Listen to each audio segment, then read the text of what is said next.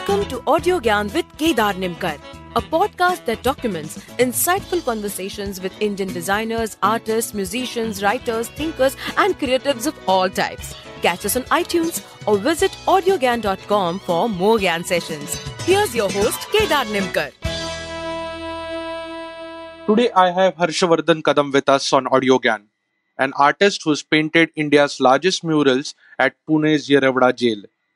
Harshvardhan has served as an art director for animation and live action films for various production houses across India.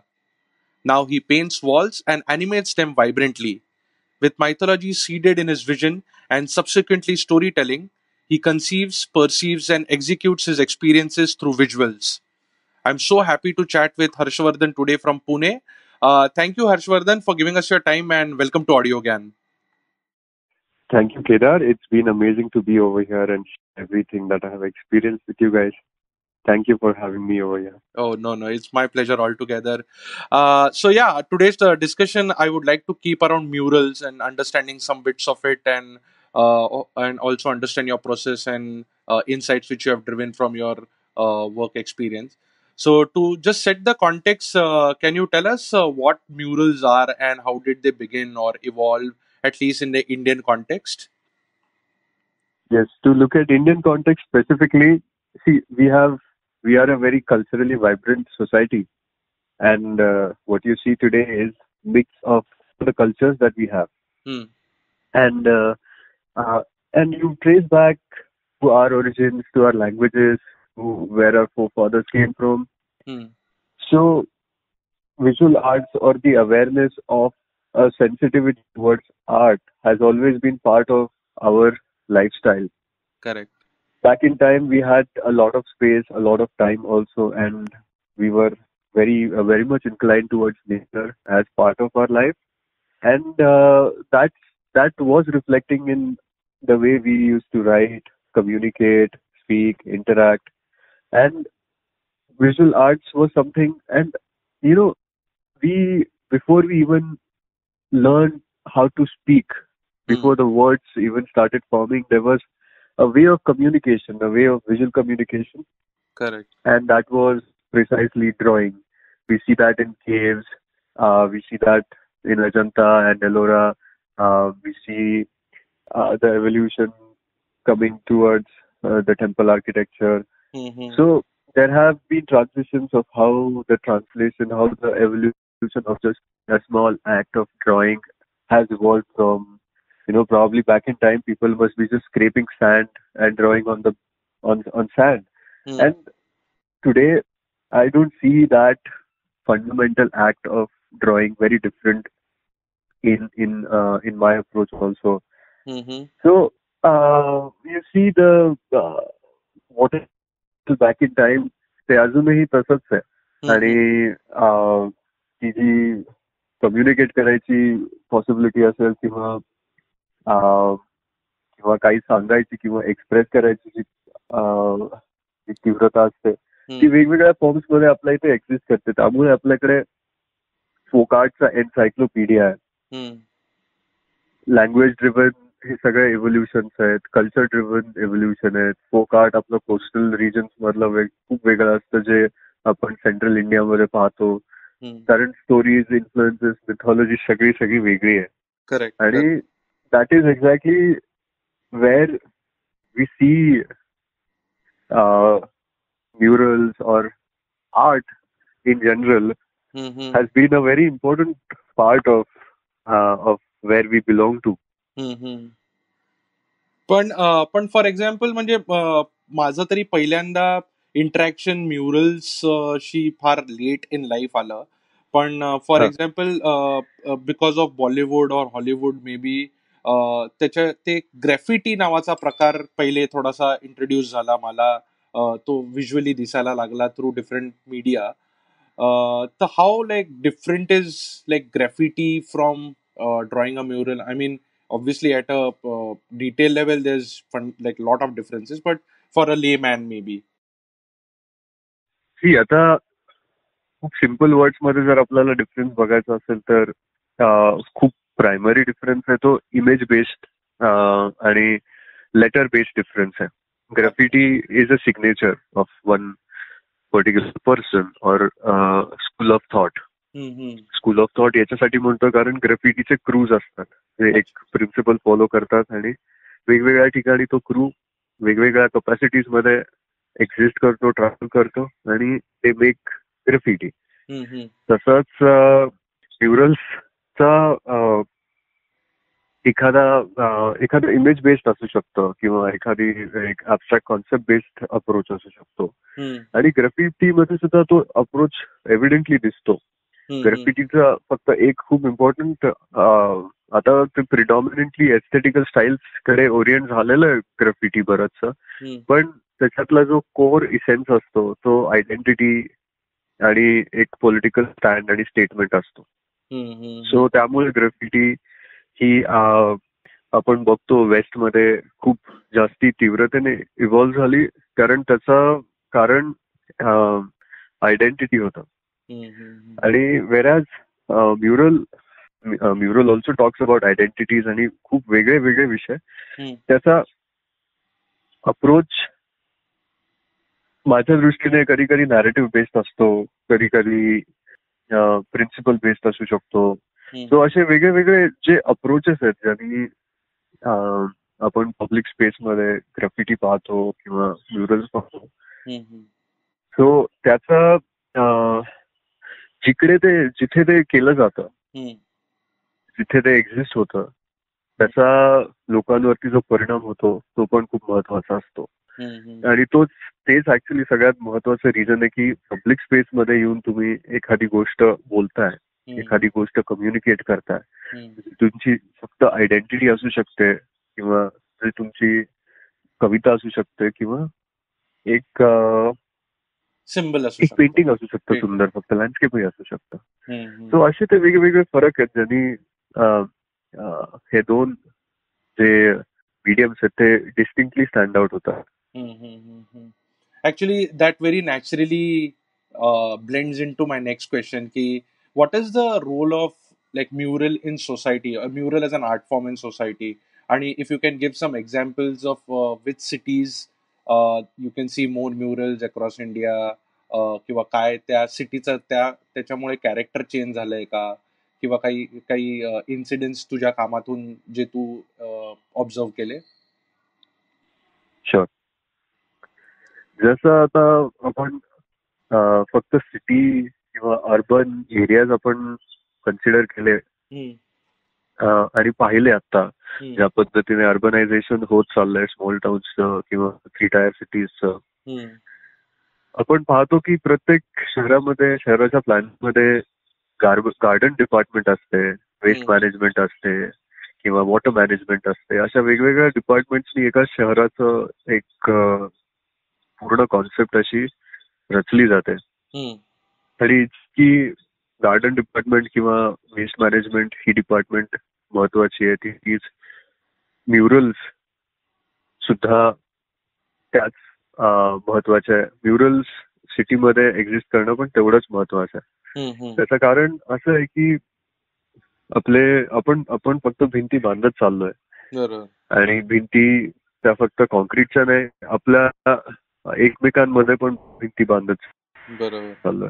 आणि त्या भिंतींना एक voice असणं किंवा एक कॅरेक्टरिस्टिक असणं हे खूप महत्वाचं आहे. आणि महत्वाचं याच्यासाठी की त्यामुळे एका पद्धतीचा एक टोन क्रिएट होतो एका शहरांमध्ये. आता सपोज ह्युमर रिलेटेड जर म्युरल्स सगळ्या शहरात जर दिसायला लागली तर त्या शहराचा एक ओव्हरऑल ह्युमर अपील किंवा लाईट हार्टेडनेस हा खूप जास्त एव्हिडेंटली दिसून येतो.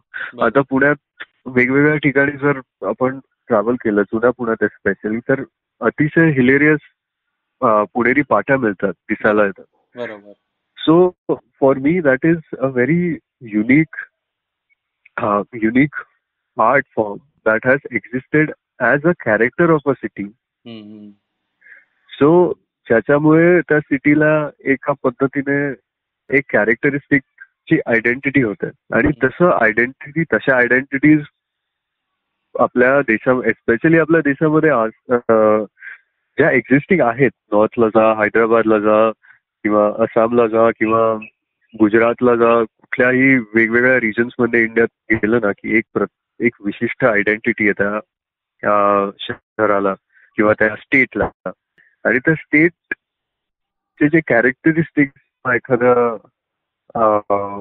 आर्ट थ्रू किंवा म्युझिक थ्रू किंवा पेंटिंग थ्रू तेव्हा एव्हिडेंटली दिसायला लागतात. That becomes the story of a city. आणि ते तितकंच इम्पॉर्टंट आहे जितकी सिटी आहे. कारण सिटीमध्ये बऱ्याच वेगवेगळ्या ठिकाणून लोक येतात जातात, आणि सिटी जशी आहे तशीच सगळ्यांना इक्वली ट्रीट करते. बरोबर. सिटी काही डिफरन्शिएट नाही करत की तू बाहेरचा आहेस आणि तू माझा लोकल आहेस. City is always neutral. Differentiate करतो ते आपण, आणि तोच डिफरन्स रिड्यूस करण्यासाठी हे म्युरल्स एक्झिस्ट करणं खूप गरजेचं आहे, खूप महत्वाचं आहे. त्या वॉल्स आपण बिल्ड करत चाललोय, त्या वॉल्सला एक सुंदर पोएटिक पद्धतीने जर अप्रोच केलं तर तीच वॉल जी डिवाइड करते ती आपल्याला ब्रिज करू शकते. आणि म्युरल्स त्यामुळे शहरामध्ये, प्रत्येक शहरामध्ये जशी की कुठलीही डिपार्टमेंट इक्वली इम्पॉर्टंट असते, तशीच आय थिंक हे म्युरल्स पण तेवढ्याच महत्वाचे आहेत. Very interesting, very interesting. आणि काही एक्झाम्पल आहे की जसं तू बोललास की सिटी न्यूट्रल असते आणि लोक डिफरन्शिएट करतात, पण फॉर एक्झाम्पल कुठल्या तरी सिटीमध्ये म्युरल्स ड्रॉ केले and it evened out the concept of equality or something like that, म्हणजे काही एक एक्झाम्पल म्हणून? येस. आता एक पुण्यातलंच उदाहरण देतो, जे येरवड्यात आम्ही पेंट केलं. येरवड्याच्या जेल वॉल वरती आम्ही जे पेंट केलं ती पुण्याची स्टोरी आहे. त्याच्यात आम्ही ती जेव्हा व्हिज्युअलाइज करत होतो मी, तेव्हा बरेचसे, कारण पॉलिटिकली खूपच जास्ती स्ट्रॉंग अशी ती आयडेंटिटी आहे जागी. जेलमध्ये खूप सारे फ्रीडम फायटर्स राहिलेत, खूप साऱ्यांना ठेवलं होतं, आणि फ्रीडम फायटर्सच्या नंतर पण पॉलिटिकली पोस्ट इंडिपेंडन्स पण त्या जेलमध्ये अतिशय जास्ती सेन्सिटिव्ह गोष्टी आणि सेन्सिटिव्ह लोकांना ठेवलं होतं. तर त्या पॉइंट ऑफ व्ह्यूनी, नॅशनल सिक्युरिटीच्या पॉइंट ऑफ व्ह्यूनी ती जागा खूपच जास्ती सेन्सिटिव्ह आहे. आम्हाला असा विषय तिकडे प्रेझेंट करता येणं पॉसिबल नव्हतं जो पॉलिटिकली टर्ब्युलंट असू शकतो. सो बरेच आम्हाला ते सांगितलं होतं की nothing political has to be painted over there. So we were wondering if one place has to represent the essence of Pune, what will that be? So we decided to paint the story of Pune. आणि ती paint करता करता ती story studio मध्ये पण evolve झाली, आणि जेव्हा आम्ही ऍक्च्युअली पेंट करत होतो तेव्हा इव्हॉल्व्ह झाली. आणि तेव्हा जास्त इव्हॉल्व्ह झाली म्हणू शकतो, कारण तिथे जेव्हा ड्रॉ करत होतो तेव्हा पब्लिक इंटरॅक्शन त्या रिजन मधलं स्पेशली खूप जास्त वाढलं. आता इंटरॅक्शन वाढल्यामुळे इन्फॉर्मेशन जे आमच्याकडे होतं ते हळूहळू एनरिच व्हायला. काही त्या रिजन मधले फोटोग्राफर्स होते, काही मधली फोटोग्राफी केली आहे. जे नदीचं पात्र होतं पुण्यात, तिथे एकेकाळी मोर दॅन 200 प्रकारचे पक्षी स्पीसीज, मायग्रेटरी स्पीसीज यायचे, बर्ड्स यायचे. त्याची आता जर आपण काउंट घेतला तर तो अक्षरशः म्हणजे it is an embarrassing number. So असे बरेच पॉलिटिकली आणि एन्व्हायरमेंटली सेन्सिटिव्ह इश्यूज एक्झिस्ट करतात पुण्यात, ज्याची जाण खूप लोकांना आहे. तर जेव्हा आम्ही ते पेंट करत होतो तेव्हा या सगळ्या गोष्टी लोकांच्या इंटरॅक्शनमुळे ते पेंटिंग इव्हॉल्व्ह झालं बऱ्याच वेगवेगळ्या लेवल्सवर.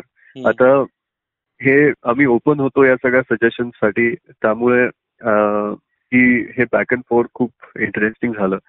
याच्यात पब्लिक इन्व्हॉल्वमेंट ही तितकीच महत्वाची होती. ते पेंटिंग झाल्यानंतर त्या रिजन मध्ये ऑफकोर्स ज्या लोकांनी कॉन्ट्रीब्युशन केलं त्यांना त्या पेंटिंगची व्हॅल्यू तर डेफिनेटली कळली आहे, कारण ते स्वतः त्या पेंटिंगच्या त्या प्रोसेसमध्ये इन्व्हॉल्व्ह होऊन गेले.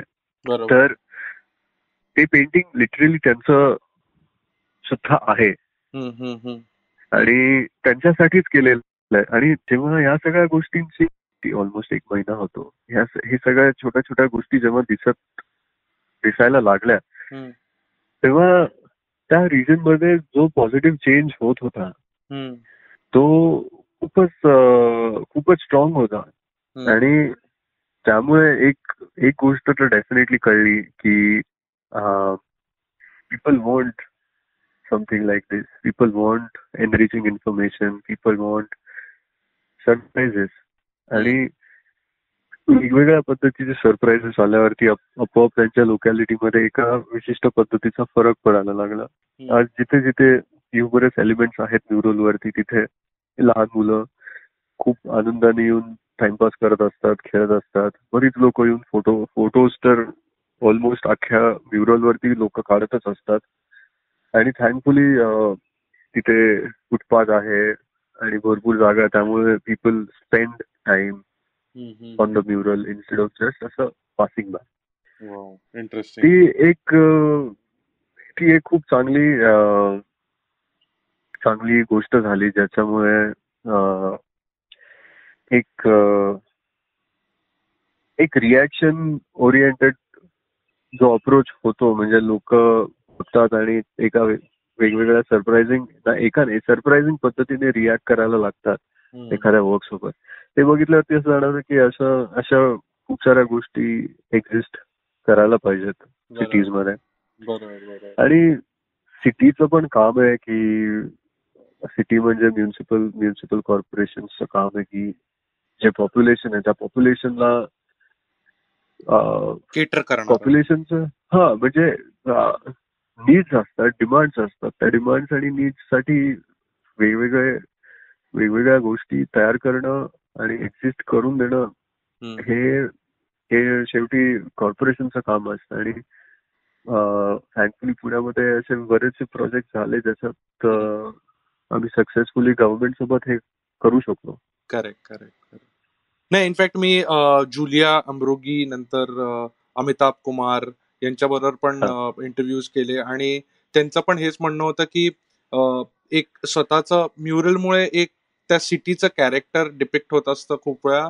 आणि ऑब्व्हियसली समजा गव्हर्नमेंट किंवा म्युन्सिपल कॉर्पोरेशननी याच्यासाठी जर स्पेस व्यवस्थित दिली तर कदाचित बरेच काही सोशल मेसेजेस येऊ शकतात, बरेच काही इंटरेस्टिंग ती कॉन्क्रीटची मोनोटोनी जी झाली आहे पूर्ण ती ब्रेक होते. इनफॅक्ट सिमिलर रेफरन्स अर्जान कंबाटा म्हणून एक स्कल्प्टर आहे, त्यांचा पण मी इंटरव्ह्यू घेतला. त्यांनी पण तेच सांगितलं की मी विचारला, साधा प्रश्न होता की स्कल्प्चर का हवं सिटीमध्ये. तर तेच म्हणजे मोनोटोनी ब्रेक करायला एक रिदम झालेलं आहे. तेच रोड्स, तेच KFC आणि तेच सगळं सपाटीकरण झालेलं आहे आणि त्याच्यामुळे या गोष्टींमुळे फार फ्लेवर येतो एक इंडिव्हिज्युअल. तर त्याच लेवल्सवर म्हणजे जसं तू म्हणाला की तिकडे फुटपाथ होता किंवा येरवडा जेलची वॉल होती. तर can you tell like what is the importance of like architecture elements in making murals? म्हणजे ती वॉल काय कॉन्टेक्स्ट मध्ये असते ते तर महत्वाचं आहेच, पण ओव्हरऑल त्याचं आर्किटेक्चर पण कसं इन्फ्लुएन्स करतं पेंटिंगला किंवा म्युरलला, ह्याच्याबद्दल थोडं सांगू शकतो? हो. सो एखाद्या सिटीमध्ये एखादं आर्किटेक्चरल स्ट्रक्चर एक्झिस्ट करणं हे अक्षरशः म्हणजे हे दिस इज वेल थॉट फॉर्म आणि फंक्शन, त्याचा पूर्णपणे विचार करून एखादी गोष्ट केलेली असते. आता जेव्हा त्या स्पेसेस क्रिएट केल्या जातात, त्या स्पेसेस स्पेसिफिकली म्युरलसाठी केलेल्या असतात असं नाहीये. जेव्हा त्या आयडेंटिफाय केल्या जातात म्युरल पोटेन्शियलसाठी, तेव्हा इमिजिएटली जो स्ट्रक्चर असतं, आता सपोज एक ब्लॉक असेल, ब्लॉकवरती एक क्यूब असेल, क्यूब वरती तुम्ही काय इमॅजिन करताय, तुम्ही त्या क्यूबला क्यूब म्हणून नाही ठेवत आहे, तुम्ही त्या क्यूबचा पूर्ण जो एक्झिस्टन्स आहे तो तुम्ही रिव्हिज्युअलाइज करता. त्याचा हा क्यूब तुमचं प्रोजेक्शन आहे का फिजिकली आहे तो? नाही, मी एक्झाम्पल देतोय. ओके. हा नाही म्हणजे नाही, पण एक विदिन एक्झाम्पल ऑल्सो एक समजा हा बिल्डिंग आहे, तर हा त्याच्यामध्ये ती फॉर एक्झाम्पल त्याची पाण्याची टाकी could be considered as a cube, or you are just imagining हो हो, cube? It can be, it is formless right now, it is just an example. Okay, okay, okay. हो, it can be a cylindrical structure, it can be पाण्याची टाकी, it can be a flyover. Hmm. So त्याला जेव्हा एका म्युरलच्या point of व्ह्यूनी तुम्ही पाहायला लागता, तेव्हा त्याचे जे वेगवेगळे डिमेन्शन्स असतील किंवा सरफेस चॅलेंजेस असतील, ते एक्झिस्ट करतात एखाद्या कॅरेक्टरिस्टिकमुळे. Hmm. म्हणजे सपोज पाण्याची टाकी असेल तर त्याचा सिलेंड्रिकल किंवा इव्हन रेक्टँग्युलर सरफेस आणि त्याचे जे उंच जे स्ट्रक्चर्स असतात, उंच पिलर्स असतात टू होल्ड द टाकी high. Hmm. So when you see things like these, की त्याच्यात प्रत्येक आर्टिस्टच्या प्रमाणे मग म्हणजे to be honest, water tanks are like the one of the favourite surfaces which artist love to paint on. Hmm. So, as wild as anybody can become, ते structure literally एखादी गोष्ट पेंट केल्यानंतर तुम्ही तोडताच. आता साधं एक एक्झाम्पल मी देतो, कारण मॅथॉलॉजीमध्ये काम करतो मी, तर ते काही वॉटर टँक्स आहेत, मला नेहमी ते असे हनुमानाच्या गदा अशा दिसायच्या. Hmm. तर आता वॉटर टँक वरती एखादी गदा पेंट करणं इज लिटरली लाईक मेकिंग गदा लाईक द लार्जेस्ट गदा I have ever seen. Correct. 200-250 फुटाचे जर तो पाण्याचा टँक असेल तर लिटरली 200-250 फुटाचं तुम्ही Elevation देता. ते स्कल्पचरच तुम्ही करताय, एका पद्धतीने इन्स्टॉलेशनच तुम्ही करताय. सो पण ती पाण्याची टाकी त्यानंतर will not be considered as पाण्याची टाकी, विल बी कन्सिडर्ड एज गदा, एज अ मेस. सो ह्या पद्धतीने एखादं सिम्पल थॉट एक पूर्ण स्ट्रक्चरची कॅरेक्टरिस्टिक अक्षरशः पूर्णपणे चॅलेंज करून चेंज करू शकतो. मला हे म्युरल्स मधलं खूप जास्ती आवडतं. कदाचित बऱ्याच आर्किटेक्ट्सला हे आवडणार नाही, कारण लिटरली जे कन्स्ट्रक्ट केलेलं असतं त्या फॉर्मला तुम्ही डिरेक्टली चॅलेंज करता. पण असं आहे की एकदा स्ट्रक्चर झालं की ते स्ट्रक्चर झालं, एकदा पेंटिंग झालं की ते झालं. It is in a public space Correct. For someone else to take a call on what can happen over here. And जर ही पब्लिक स्पेस असेल तर it is up to public to look at it how they want to look at it, whatever they want to do. आणि as a practitioner जेव्हा अशा सगळ्या सर्फेसेसला पाहून, definitely अशा सर्फेसेसला पाहून आणि पोटेन्शियल इमॅजिन करून खूप खूप एक्साइटमेंट मिळते. पण जेव्हा हे अचीव्ह करतो, जेव्हा हे एक्झिक्युशन येतं, एक्झिक्युशन पण त्याच डिफिकल्टीज, त्या लेवलच्या डिफिकल्टीज वरती असतं. बरोबर. सो जेव्हा हे सर्फेसेसला बघून, हे खूप महत्वाचं आहे की ते स्ट्रक्चर कुठे आहे, ते स्ट्रक्चर कसं आहे आणि त्या स्ट्रक्चरचं फंक्शन काय आहे हे पाहून जेव्हा आयडियाजने तुम्ही चॅलेंज करू शकता की हे स्ट्रक्चर मला अँटी स्ट्रक्चर करायचं आहे किंवा हे स्ट्रक्चर मला एक पॉलिटिकल स्टेटमेंट करायचं आहे, नाहीतर हे स्ट्रक्चरला मी फक्त एक ड्रीम लाईक एन्व्हायरमेंट करतोय. सो हे सगळे जे कॉल्स आहेत ते एकतर म्हणजे 100% टेम्परमेंटल कॉल्स आहेत. प्रत्येक आर्टिस्टच्या थॉट प्रोसेसवर किंवा स्टाईलवर किंवा इन जनरल पॉलिटिकल सिनारिओ काय चालू आहे, एखादा पॉलिटिकल जर सब्जेक्ट असेल तो हँडल करून तो सेन्सिटिव्हली पोर्ट्रे करण्यासाठी एक पॉसिबल प्लॅटफॉर्म सुद्धा असू शकतो. सो वेगवेगळे फॅक्टर्स इन्फ्लुएन्स करतात की त्या स्पेसला अप्रोच कसं व्हायचं आणि त्या स्पेसचं ऑप्टिमम युटिलायझेशन कसं करायचं.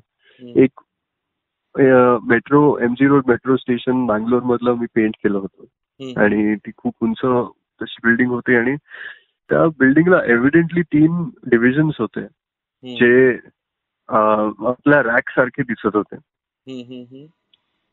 बुक शेल्फ असो किंवा एक थोडासा लार्जर दॅन लाईफ रॅक असू शकतो. सो तिकडे जो सगळ्यात खालचा रॅक होता तो मला असा बेसमेंट किंवा बेड खाली जो एक पर्सनल कॉर्नर असतो लहानपणी, सो मी तसा तो इमॅजिन केला. आणि वरचे जे शेल्फ होते ते जसं शेल्फ मध्ये जाऊन कधी कधी आपण चॉकलेट काढतो किंवा बिस्किट्स काढतो, उंच ठेवलेल्या डब्यांवर शेंगदाण्याचे लाडू काढतो, त्या सगळ्या गोष्टी लहानपणी ज्या केल्या होत्या त्या एक एक एक एक आठवायला लागला मला. आणि जेव्हा त्या स्ट्रक्चरवरती त्या ह्युमरस गोष्टी पेंट केल्या तेव्हा जो त्याचा डलनेस, सिरियसनेस होता त्या स्ट्रक्चरचा, तो पूर्णपणे ब्रेक झाला. त्याच्यात एक ह्युमर आणि कॅरेक्टर, त्या ह्युमर आला, बेसिकली एक लाईट हार्टेडनेस आला. आणि तो जो वाईब आहे क्रिएट झालेला, तो त्या सराउंडिंग एरियामध्ये प्रोजेक्ट होतो. म्हणजे एक पॉवरफुल म्युरल एका विशिष्ट पद्धतीची वाईब प्रोजेक्ट करायला लागतो त्या एरियामध्ये. आणि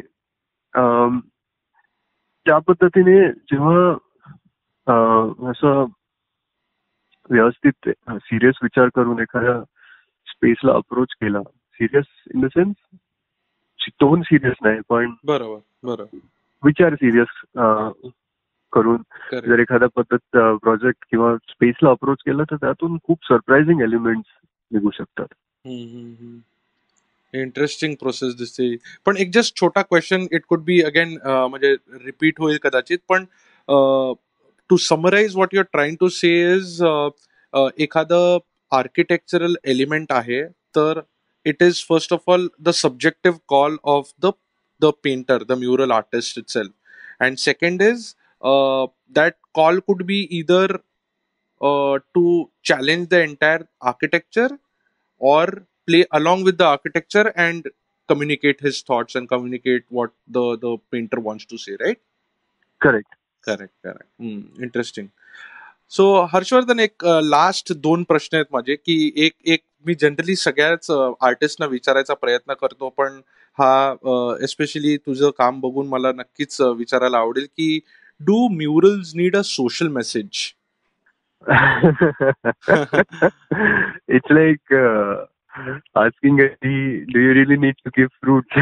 नाही, कारण आजकाल जे ज्या पद्धतीचं कंटेंट लोक कन्झ्युम करतायत ऑनलाईन, युट्यूबवर आणि इकडे तिकडे, तर ते म्हणजे त्यांचं सगळ्याचं शेल्फ लाईफ फारच कमी असतं. म्हणजे आता ती ढिंच्याक पूजा कधी येऊन गेली काय कळलं पण नाहीये लोकांना, राईट? तर it is very very temporary आणि फारच लोकल होत चाललंय. आणि in that context you guys are painting, तू जे पेंट करतोय ते प्रोबेबली 2-2.5 वर्ष, 3 वर्ष, ऑब्व्हियसली जास्ती शेल्फ लाईफचं आहे, given the wear and tear of the weather and other things. पण अशा मोठ्या शेल्फ लाईफ चे आर्टवर्क बनवणं मध्ये do people or do you at least tend to have a social message in it? See, मी असं फार डेलिबरेटली सोशल मेसेजेस वरती हे नाही करत, एम्फसिस नाही करत. माझे paintings are more sensitive towards environmental issues. आणि तेच मी तुला म्हटलं की एक झाड एक्झिस्ट करतं, ते झाड फुलं देतं किंवा फ्रुट्स देतं किंवा काहीच नाही देत, is indifferent. It is giving shadow at the moment. आणि जर ती शॅडो इम्पॉर्टंट असेल तर ती शॅडो चेरिश करावी. Whether it's it's very simple. म्हणजे आपण तेच प्रत्येक गोष्टीमध्ये सिरियस असं तथ्य आणि मिनिंग इतकं शोधतो ना की ती त्या गोष्टीची सिम्प्लिसिटी निघून जाते. आणि माझे वर्क्स फक्त सिम्प्लिसिटी आणि जॉय या गोष्टींसाठी करतो. आणि त्याच्या व्यतिरिक्त जे विषय सेन्सिटिव्ह वाटतात ते मी पोर्ट्रे करतो, पण need not be every time the mural has to be communicating social. And it is very simple. Just enjoy the shadow. If you don't want it, move on. नाही, आय थिंक हे तुझी humility बोलते, कारण even shadow is part of that message, because there are structures which don't even give shadow. So I think underlying आहे. म्हणजे ठीक आहे, I think this topic obviously can be contemplated more. Cool. Harshvardhan, I would like to conclude with one last question.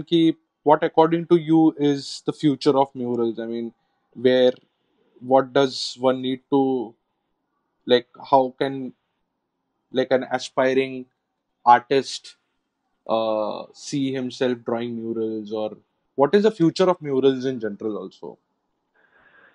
See, future, being an optimistic, I definitely have a lot of expectations and optimism from